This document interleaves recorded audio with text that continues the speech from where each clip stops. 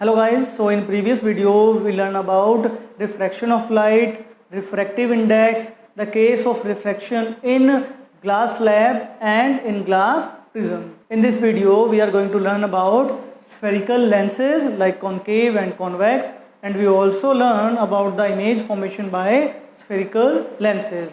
So watch the complete video, share it with your friends and subscribe the channel.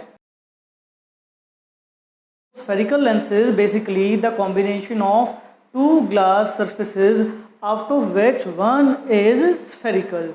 So when two glass surfaces are combined together in which at least one is spherical, then the combination formed is known as spherical lenses. So we have certain number of spherical lens like biconvex lens in which both the surfaces combined together are convex in nature. Then plano-convex lens in which one surface is plane, another is convex. Third, concavo-convex in which one surface is concave and another is convex in nature. Then next we have biconcave lens in which both the surfaces are concave in nature. Then we have plano-concave lens in which one surface is plane and another is concave, and last we have convexo-concave lens in which one surface is convex and another is concave. So in class 10th syllabus we discussed only two lenses, convex lens and concave lens. So they are simply known as concave and convex lens instead of biconcave and biconvex lens. So let's discuss the basic properties of these lenses. So the behavior of concave lens and convex lens are simply opposite to the behavior of concave mirror and convex mirror. As we know, the concave mirror is converging in nature, but in case of lens, convex lens is converging in nature, and that's why convex lens is known as converging lens. And as we know, the converging object can form real as well as virtual image. So convex lens can form real as well as virtual image, and the real image can be obtained on screen. On the other side, the concave lens behave like a convex mirror, and it behave as a diverging object which can form only virtual image. So the concave lens behave like convex mirror which is diverging in nature and can form only virtual image which cannot be obtained on screen. Now let's discuss the various terms related to spherical lenses.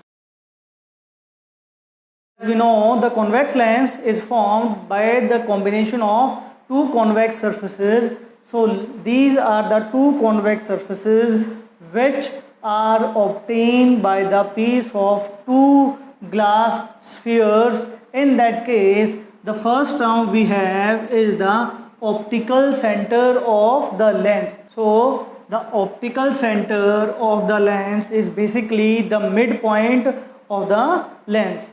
Then the second we have the centers of curvature on both the sides represented by 2f. So there are two center of curvature in the lens, each one for each surface. Then the third we have the principal axis which is passes through the centers of curvature and optical center. So the third is principal axis. Then the fourth is the aperture of the lens, which is basically the length of lens or the imaginary line passing through optical center joining the two extreme endpoints of lens. Then next we have the radii of curvature, which is the distance from the center of lens to the circumference of the lens, or you can say the distance between center to the edge of lens. The next we have is the foci, because there are two surfaces, so there are two focus known as foci. So foci is the imaginary point lies on principal axis from where a parallel beam of light pass after refraction. So when a parallel ray of light fall on a convex lens, it pass through the focus. Then next we have the focal length represented by small f. So the focal length is the separation between optical center and focus. So this is the focal length. Now in lens, the relation between focus and radius of curvature like mirror is not valid. Now let's discuss the terms related to concave lens. So concave lens, which is the combination of two concave surfaces, which is also obtained from the two different glass sphere. So in that case, the first term we have the optical center, which is the center of concave lens, or you can say the midpoint of concave lens. Center of concave lens, or you can say the midpoint of concave lens. The second we have the centers of curvature in concave lens, and as there are two surfaces, so there are two center of curvatures. The third we have the principal axis, which is passes through the optical center and the center of curvatures. The fourth we have the aperture of lens, which is also known as the length of lens, an imaginary line passing through optical center and joining the two extreme endpoints of lens. The next we have radii of curvature, which is the separation between the edge of lens and the optical center. Next we have the focus and principal focus in concave lens is the diverging point, where a light which is parallel to principal axis diverge after refraction. So when a light fall on a concave lens, it diverges in the line of focus. So it is a diverging point for concave lens. As we know, the focus for convex lens behave as a converging point. Then again the next is focal length, which is the separation between principal focus and the optical center. And then again the relation between focal length and radii of curvature is not stand for concave lens also. So these are the terms related to concave lens and convex lens.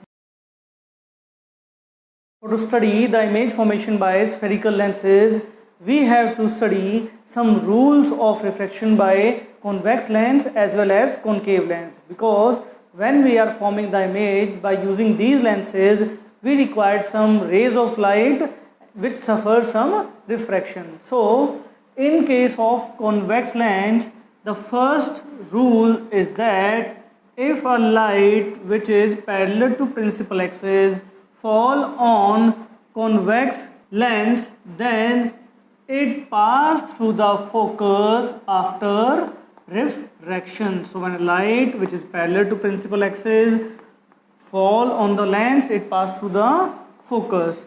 Second rule is state that when a light which is passing through the focus of convex lens fall on it, it becomes parallel to principal axis after refraction. So a light passing through the focus become parallel after refraction. And the third rule which we have to remember, that if a light is passing through the optical center of the convex lens, it undeviated from its path and passed without refraction. So while forming the image in any case of convex lens, we can use any two of rays to form the image. So as we discussed the rules of refraction in convex lens, we also have rule of refraction in concave lens. So the first rule states that if a light which is parallel to principal axis fall on a concave lens, it diverges in the line of focus. So a light parallel to principal axis diverge in the line of focus because concave lens is a diverging lens.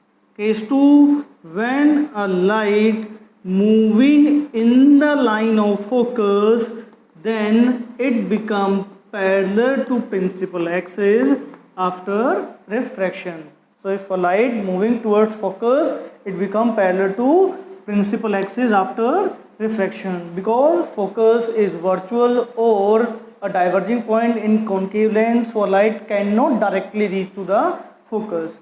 Then the rule number 3, that if a light is passing through the optical center of concave lens, it is undeviated from its initial path. So this rule is same in concave lens as well as convex lens. So by using these rules, we can form the image by concave lens.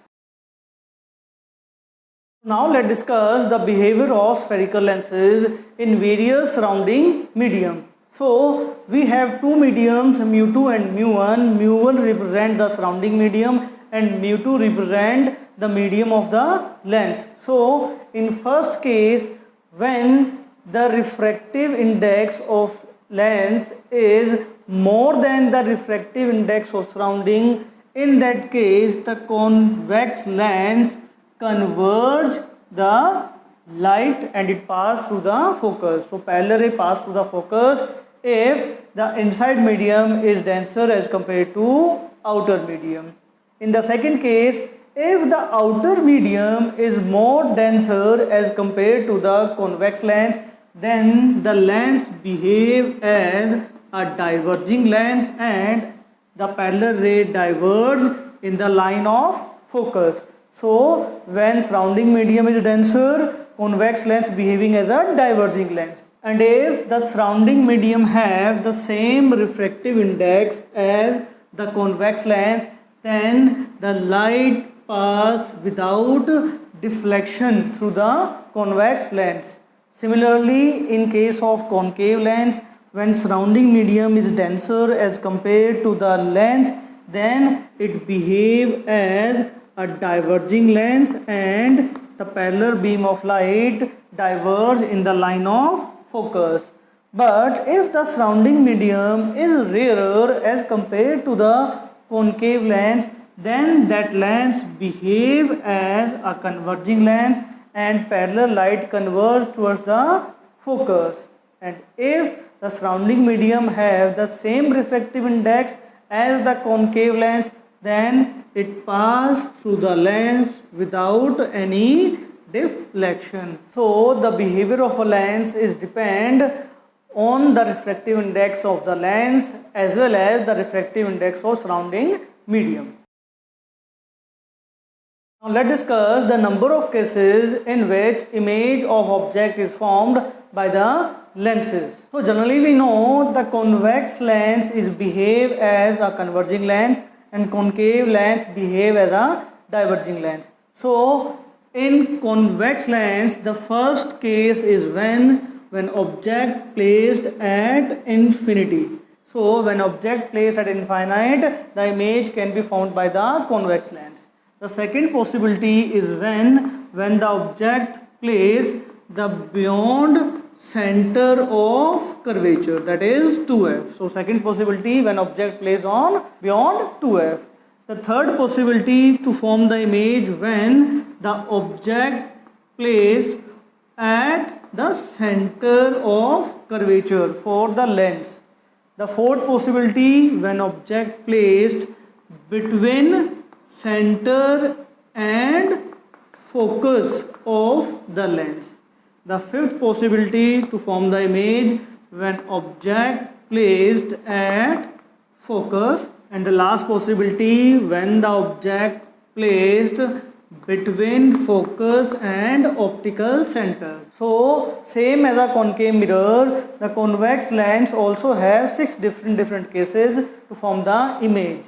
Now in concave lens, the first possibility is when the object placed at infinite, and the second possibility is when object placed at finite distance, because in concave lens focus and center of focus are virtual quantity, so object may have infinite distance or finite distance, the properties of image are almost same.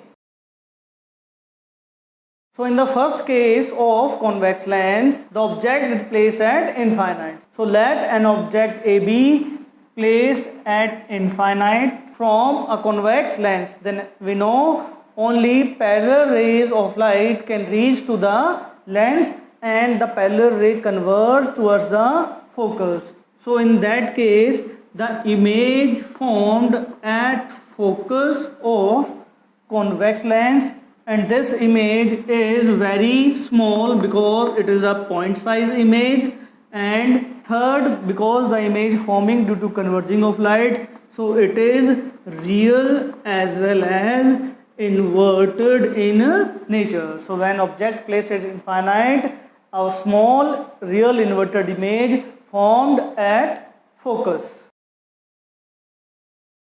So second case of convex lens is when the object placed beyond center. So let an object A be placed beyond center of curvature of convex lens. Then we take two rays from the object. One is parallel to the principal axis and second is passing through the focus. Then according to rule of refraction, parallel light passing through the focus and the light passing through the focus become parallel to principal axis. So these two refracted rays converge between focus and center of curvature and form an image A dash B dash. So the image formed between focus and center of curvature, if we observed, the size of image is small as compared to size of image, so it is a diminished image, and it is formed due to converging of light, so it is real as well as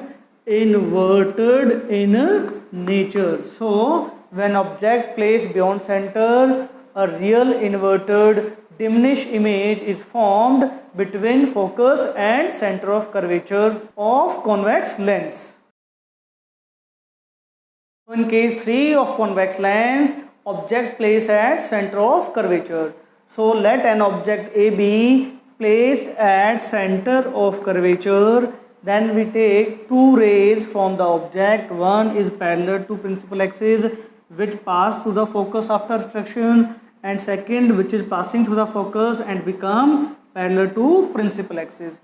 These two rays meet at center of curvature and form an image AB. So the final image is formed at center of curvature. The size of object and the size of image is same, and this image formed due to converging of light, so it is real and inverted in nature. So when object placed at center, a real inverted same size image is formed at center of curvature. So in fourth case of convex lens, object is placed between center and focus. So let an object A be placed between focus and center. Then the parallel ray of object pass through the focus after refraction, and the light passing through the focus become parallel after refraction. These two rays meet a point beyond the center of curvature and form an image A dash B dash.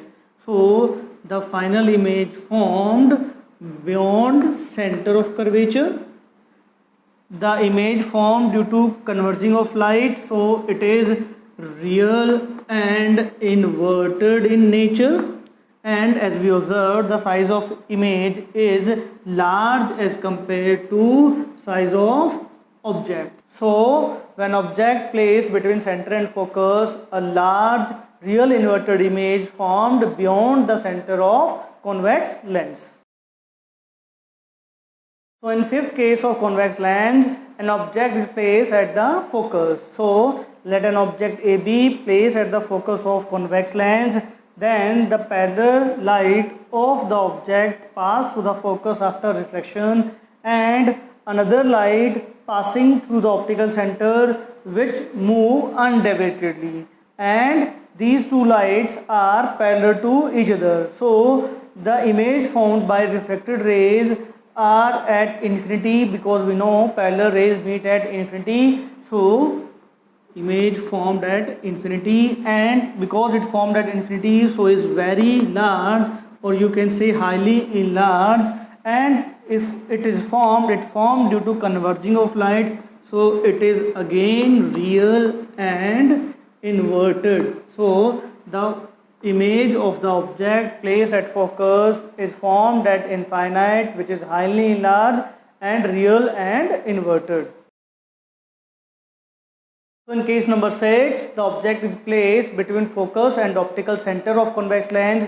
It is a very important case, because in this case a virtual image is formed by the lens. So let an object A be placed between focus and optical center, then the parallel ray passing through the object is refracted in the line of focus, and the ray passing through the optical center, it remain undeviated from its path. So these two rays deviated from each other, so they cannot meet that side of the lens, so they can forming the image due to diverging of light, which is A dash and B dash. So the image formed in front of lens, that image is formed due to diverging, so it is virtual image and also erect in nature. And as we observe, the size of image is large as compared to the object. So when an object placed between focus and optical center of convex lens, an virtual erect image is formed in front of lens, which is larger as compared to the size of object. In the first case of concave lens, the object placed at infinite. So let an object A be placed at infinite, then only parallel rays of the object can reach to the concave lens, and as we know, generally it is a diverging in nature. So these parallel light diverge in the line of focus. So these diverged rays can form an image at the focus. So the image formed by the lens is at focus. The image is very small because it is a point size image, and as it forming by the diverging of light, so it is virtual and erect in nature. So an object placed at infinite, a virtual erect image which is point size in nature, formed by concave lens at its focus. In case 2, the object is placed in front of concave lens at a finite distance. So let an object A be placed in front of lens at a finite distance, then the parallel ray of the object diverge in the line of focus, and another ray of the object passing through the optical center, which remain undeviated. So these two refracted rays diverge and meet at point A dash and form a small image A dash B dash between focus and optical center. So the image formed between focus and optical center, the image is small as compared to the size of object, and it is virtual and erect in nature because it is formed due to diverging of light. So when an object placed at any finite distance, the image formed by concave lens is small, virtual, erect, and it is always found between focus and optical center. As we already discussed in mirror, the various distances which are vertical or horizontal, given a different kind of symbol in mirror, those symbols are same in spherical lenses. Like the distance of object is denoted by U and the distance of image denoted by V. These symbols also have their particular sign, which is proposed in sign convention. So if we want to discuss the sign convention for these 6 terms, so there are 2 terms related to object, size and height of object. Then similarly we have 2 terms related to image, that is size and height of image, and then we have 2 terms related to the lens, that is focal length and radius of curvature. So the distance of object is always negative because it is placed on the left hand side of the object, as we already discussed that the optical center is behaving as a origin to measure all kind of distance. So object placed on the left hand side of optical center, so it is negative. The object is always placed above principal axis, so H is always positive in nature. Then the image, so the image can be real or virtual. So the real image formed on the right hand side of the lens due to refraction of light, so V is positive for real image, and the virtual image is formed in front of lens, so V is negative for virtual image. Then the size of image, so the size of image is positive when image is virtual because virtual image is erect in nature, and the size of image is negative if the image is real because real image always inverted in nature. Then the focal length and radii of curvature have the same sign. These are negative for concave lens and positive for convex lens. So if you observed, out of these 6 terms, only one term have the different sign convention in lenses as compared to mirror, and that is distance of image V. All other quantity have the same sign convention in mirror as well as lenses. In mirror, V is positive for virtual image and negative for real image, but in lenses it is just opposite because mirror works on reflection and lens works on refraction of light.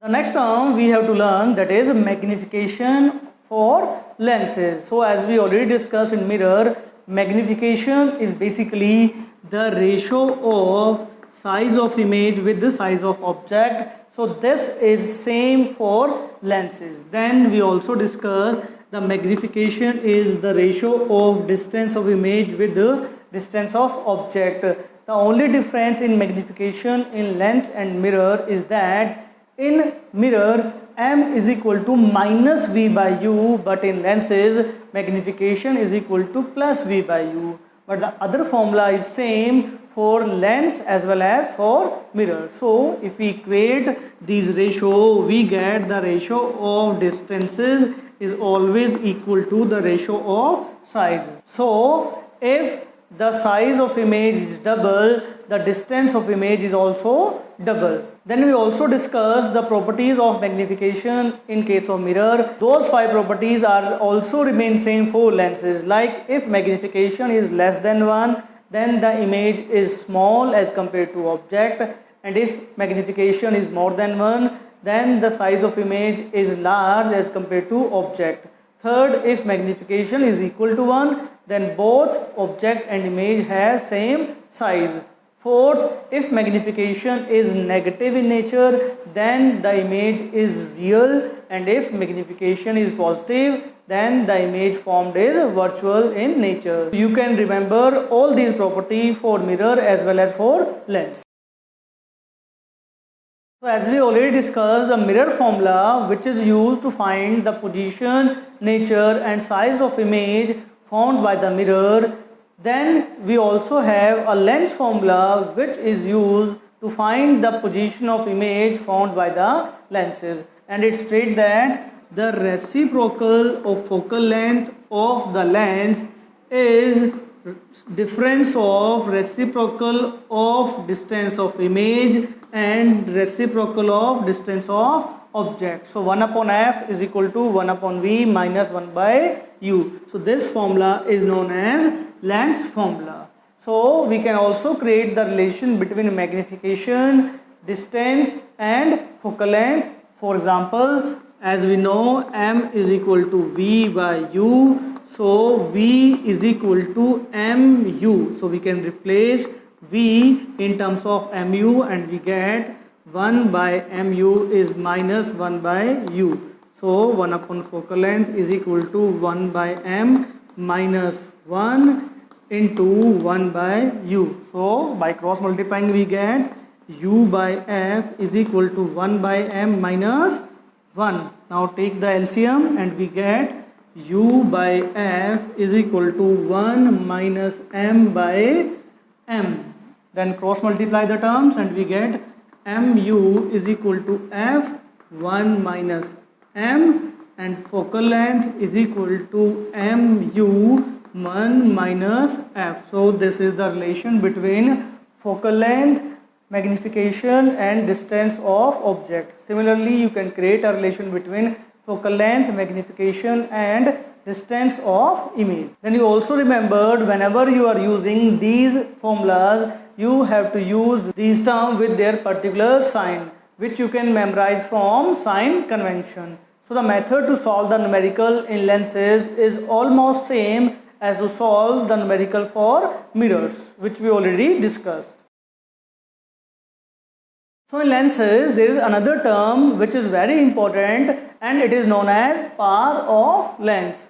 So as we know, lens can converge or diverge light. So the extent up to which they can converge or diverge light is known as power of lens, and it is defined as the reciprocal of focal length. So the power of lens is the reciprocal of its focal length. Then as we know, the focal length of concave and convex lens have their respective sign. So for concave lens, focal length and power both are negative in nature, but for convex lens, as focal length is positive, so power is also positive. So we can use negative or positive sign for power as well as for focal length.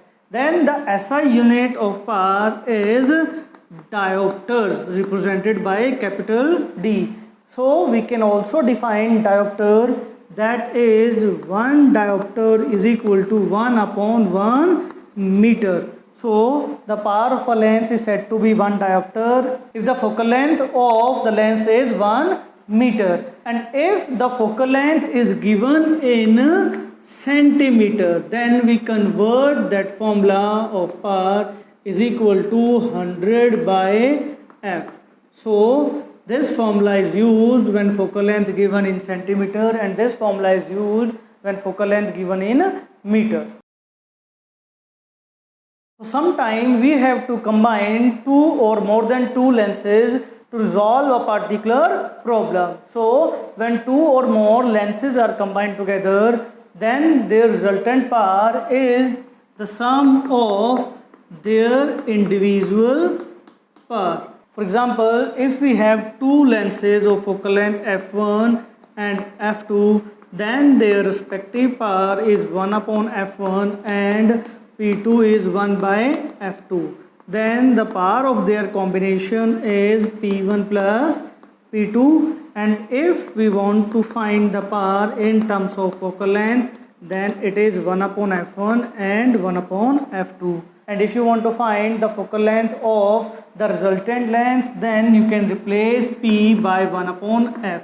So 1 upon f is equal to 1 upon f1 plus 1 by f2. So by using these formulas, we can find the power or focal length of the lens formed due to combination of lenses. But always remember, whenever you are finding the power of resultant lens, just do sign convention for the respective lenses. If one lens is concave and another is convex, then use positive and negative sign as per the lenses. So if we talk about the uses of lenses, so as we know, convex lens is converging in nature and concave is diverging in nature. So these lenses use as per their properties. So when we are going to magnify an object, we use convex lens, and when we have to minimize the object, we use concave lens. These lenses also used to correct the defect of vision. For example, in magnifying glass, microscope or telescope, we prefer convex lens. And if we want to correct the myopia of eye, we use concave lens. Similarly, in hypermetropia, we use convex lens to correct the defect. I hope these topics clear to you, and if you have any doubt, you can write in comment box or email us. And for more study material, you can also visit our website newerasolution.in. Till then, study hard, subscribe the channel and share it with your friends. Thank you.